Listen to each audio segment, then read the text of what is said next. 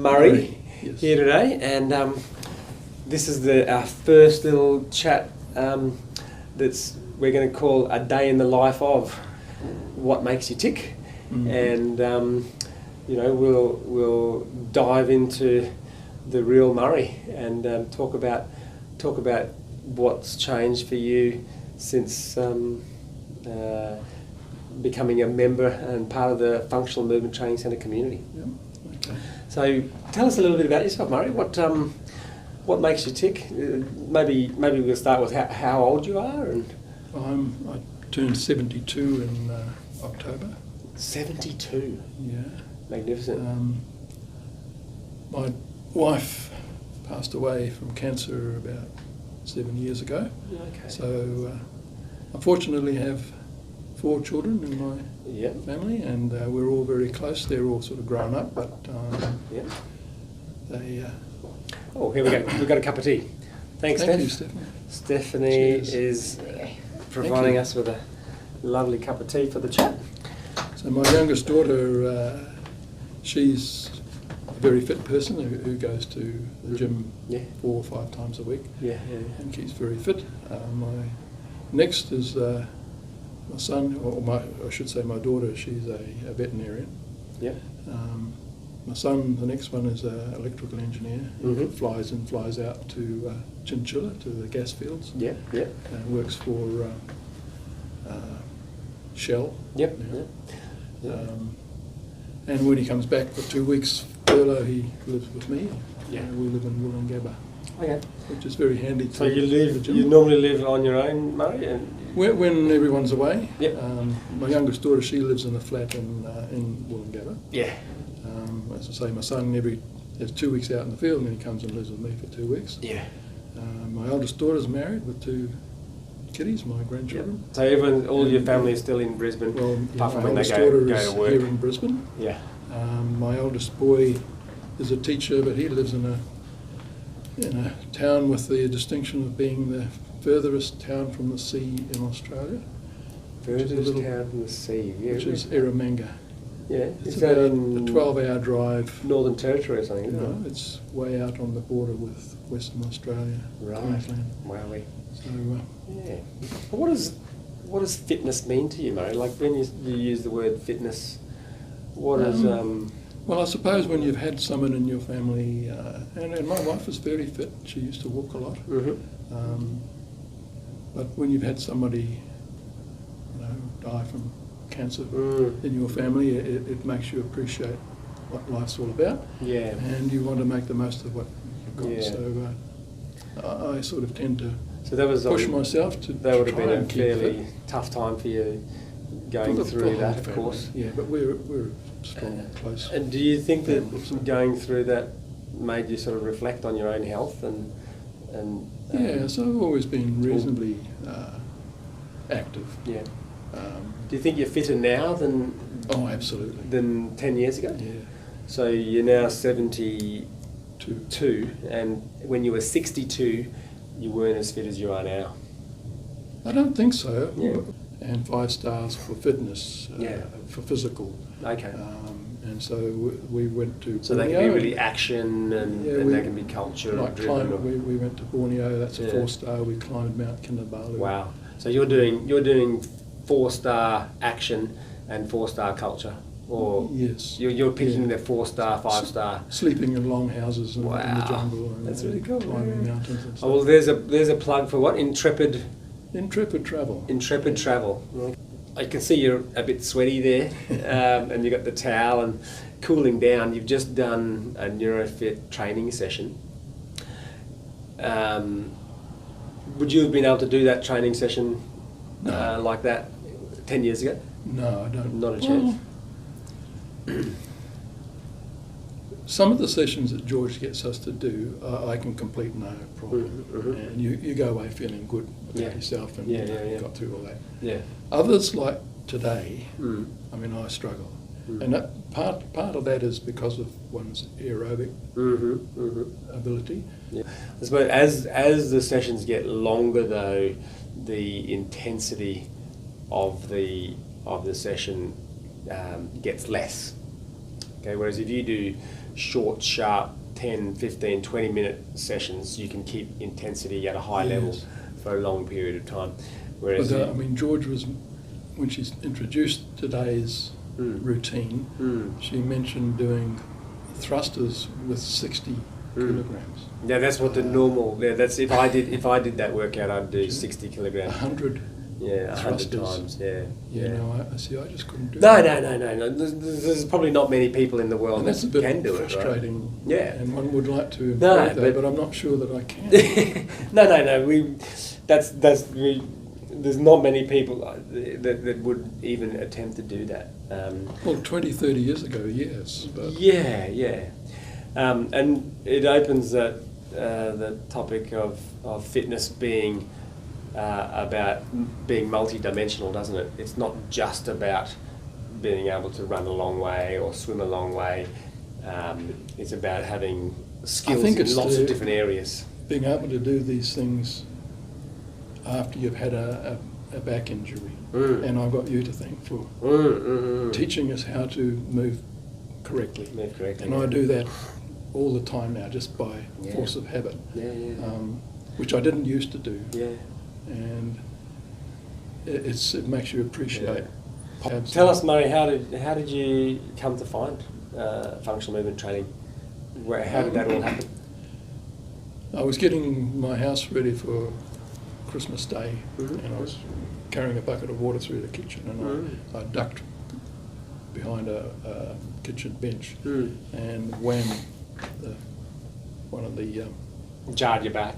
Well, no, the herniated disc into the spinal canal.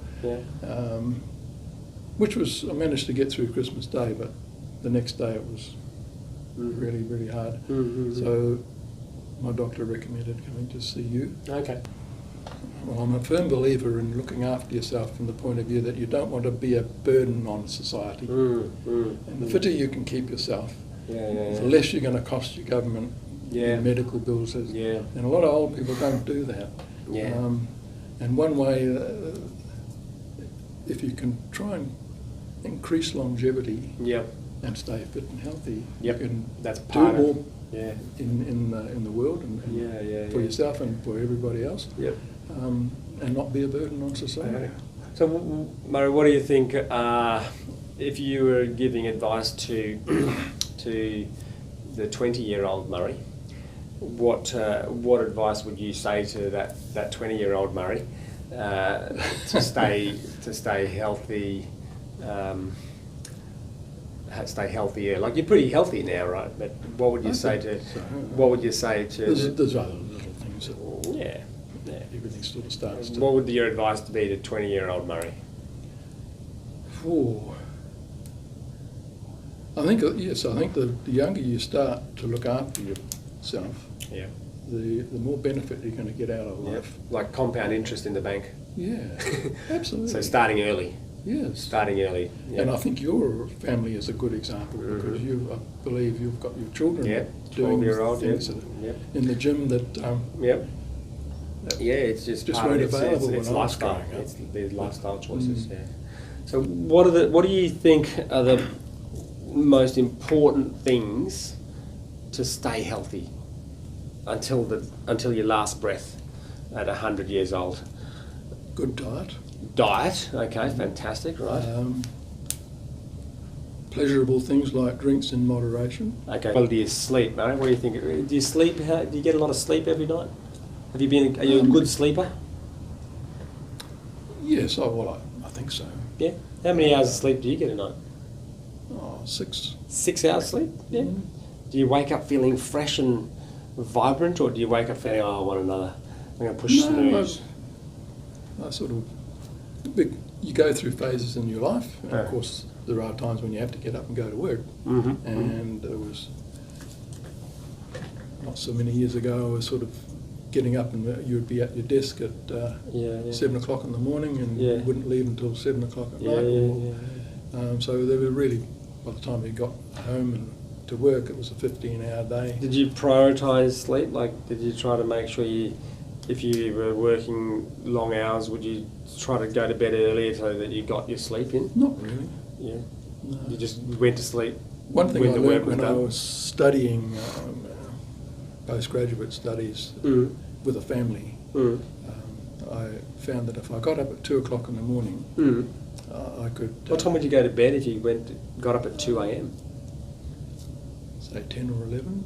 So that's only like 3 hours sleep. Yeah. You could work for an hour or so. Yeah. So 2 a.m. to 3 a.m. you're working. Yes. Yeah. Or maybe a bit later. In your office, 4 like in o'clock. your home office. Then you'd or go something. back to bed and get up at 6. Oh wow. And your body didn't know that you'd pinched 2 hours out of your sleep. You used to routine. do that, did you?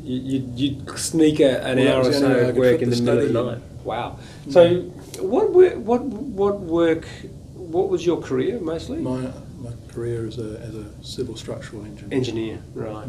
So you... And that's another thing in life, I think, is to find a career that you really enjoy. Yeah. So you loved your work. I did. You loved your work, Yeah. And my interest now is trading. Yeah. So I trade foreign exchange and I trade shares, and I'm interested in So new you're technologies, looking for investments in new technologies and property development.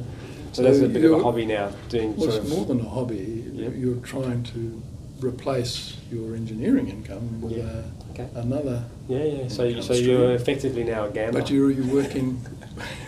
You're gambling on the stocks, right? Yeah. Just go to the casino.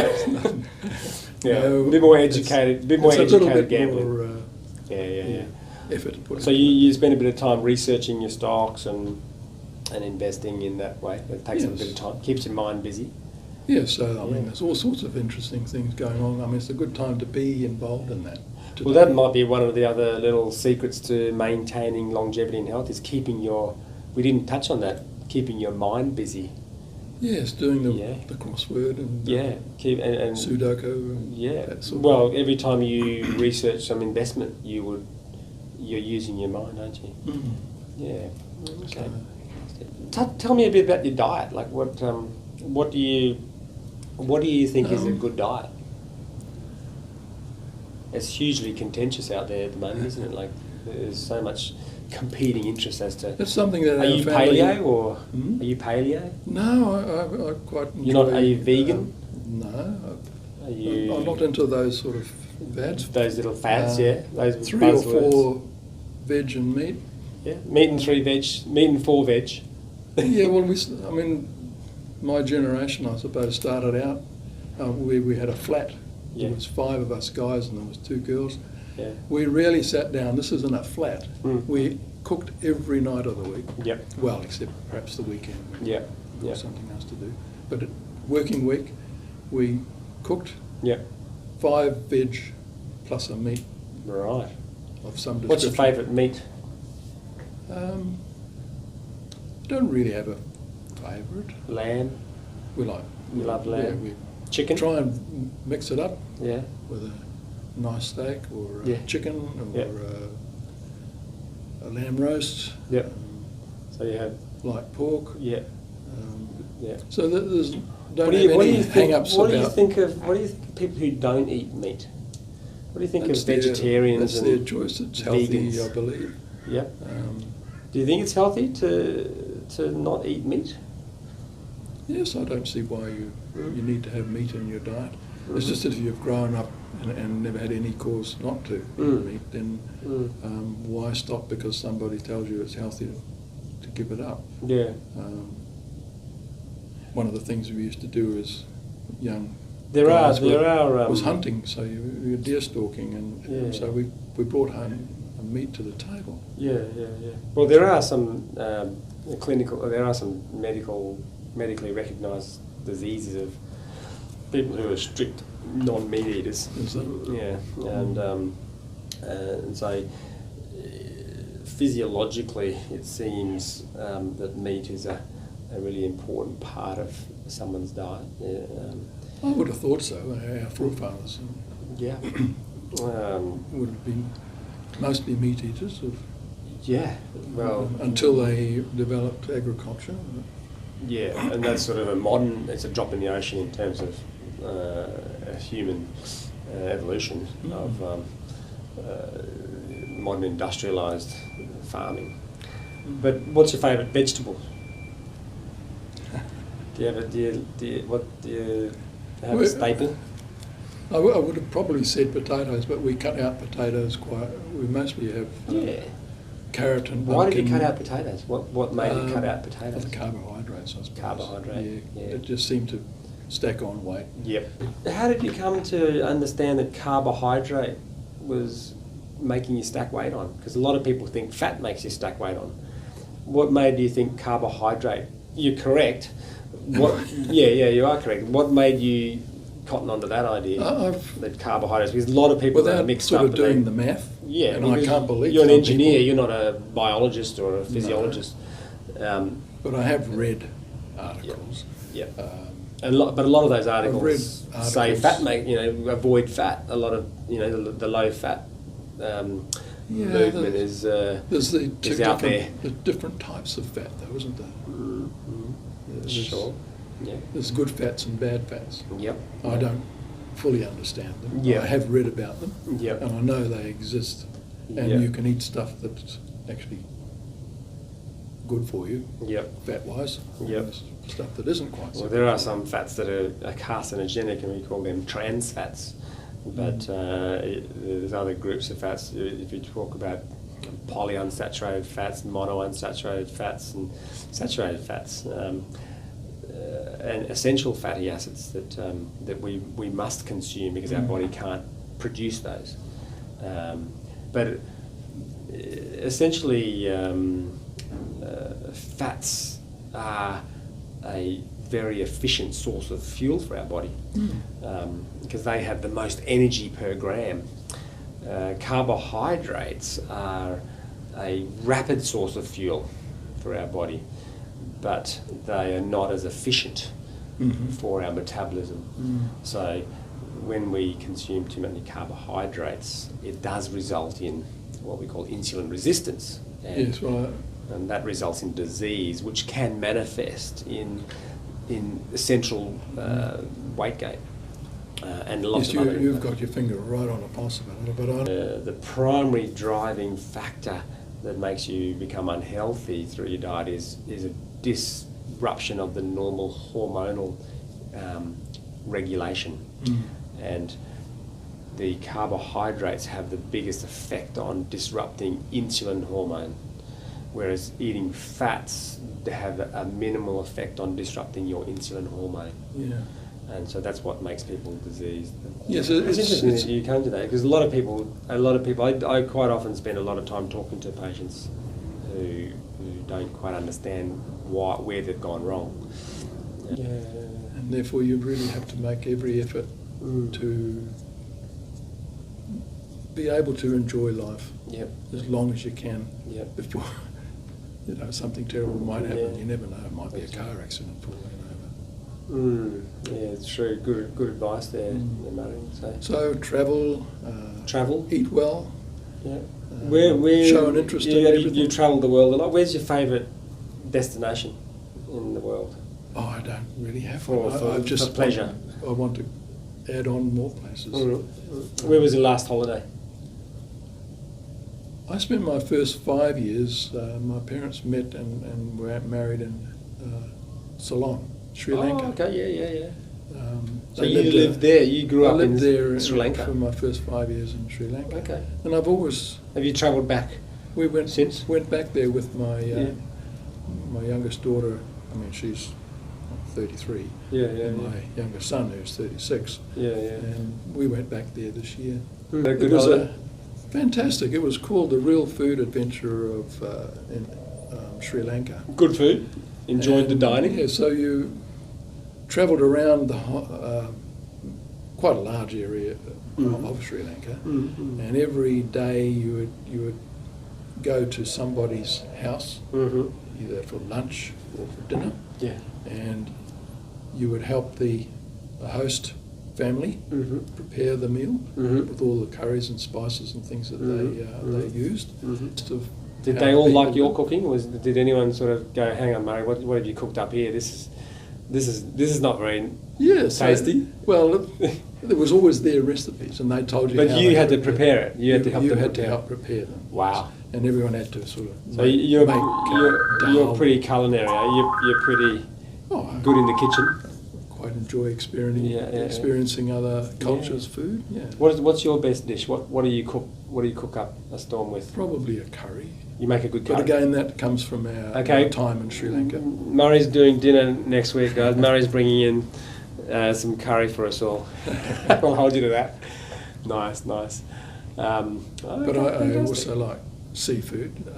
Coming out, I'm a Kiwi originally. Yeah. Haven't lived there for a long time, but when the All You have to Blacks go are and watch. playing, You have to go and watch Thor, the new Thor movie, the Kiwi. Yeah, we went. Did you watch that? Did you like the Kiwi? Yes. Did you notice the? He was the star, wasn't he? He was like that lady that was the killer. Of the Valkyrie, the One- with the death stick. Yeah. She was the welfare officer in that other New Zealand film, and same producer, with the white Wilder people. Yeah. She was the same. So she was a Kiwi as well. Yes. And the big Rocky man, the big. He was the producer. He was the producer, and he is the Kiwi as well. He produced the Wilder. Okay. So there we go. So Thor is really a homegrown Kiwi, isn't it? But it was filmed in Brisbane, actually. In Brisbane. Yeah. Did you recognise the Brisbane City street that they had there? It took me a while to recognise Kate Blanchett. Kate Blanchett. Yeah. She was good in it. It was a good movie. But that was a good movie. Yeah. There's another plug for Thor. Geez, Murray's plugging a few commercial entities today. Yeah. Fantastic. I wouldn't have sort of normally. Who did you go and watch that with? My two boys. Two boys? No. They're grown-up men, but a boys' night out.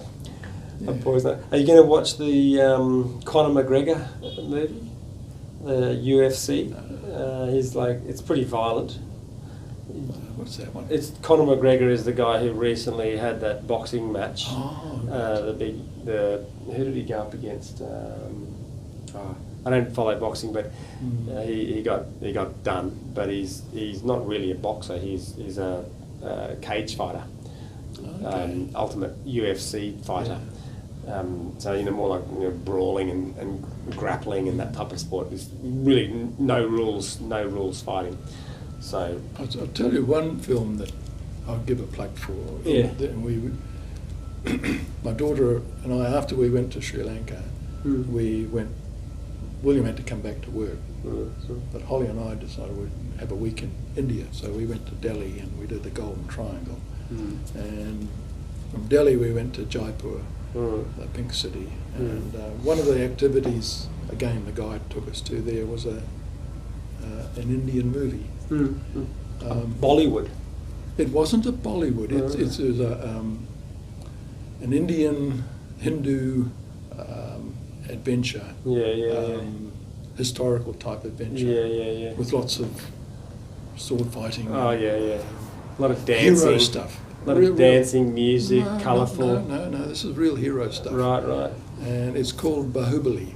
And there's Bahubali 1 is the beginning, a Hindu movie in a Hindu theatre. Yes. The audience is obviously packed with Hindu people. Yeah. And the movie's in Hindi. Yeah. So you're reading subtitles? No subtitles. No subtitles? No, so you have not the faintest idea. You're just watching the spectacle. You're just watching the... But the whole audience... do they get right unlike into it? our audiences in a theatre. They're staying quiet and letting being respectful to other people. Let their feelings They all... go. Oh, wow. And they shout and scream and clap No when the hero way. comes on. Wow. And it is just an absolute circus, and it's a delight to experience. I mean, you wouldn't expect to have that experience. Well, movie cinemas generally, if someone's ruffling their popcorn, everyone goes, shh, Yeah, okay. Local.